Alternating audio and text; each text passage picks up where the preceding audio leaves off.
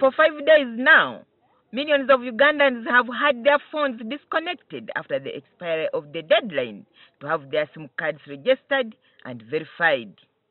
The Executive Director, Uganda Communications Commission, Godfrey Mutabaz, has now directed all the telecommunications companies to reactivate all the SIM cards that were switched off on Friday.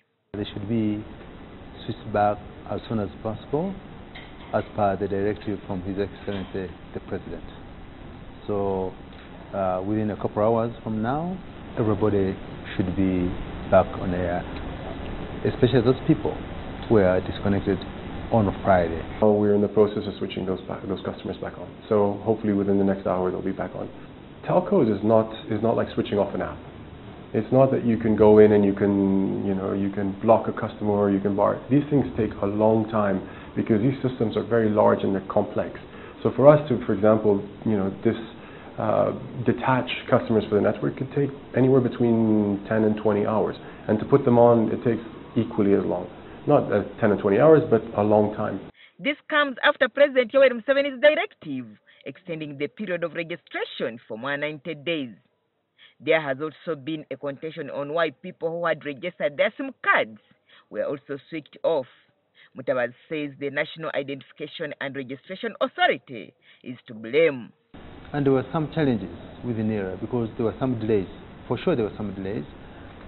It would take minimum of 2 days, and for new registration, I'm told it would take 2 weeks, even beyond.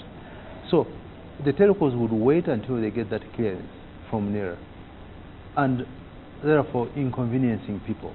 Efforts to talk to NERA were fruitless, as security personnel at their Colorado-based offices told us they were all engaged in field work.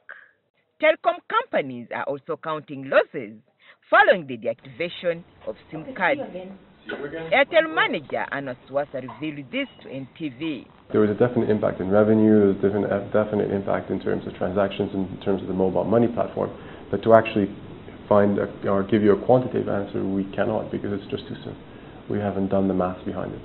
Ugandans now have 90 days to validate their registration particulars, according to the presidential directive. Ugandans will continue to use their national identity cards.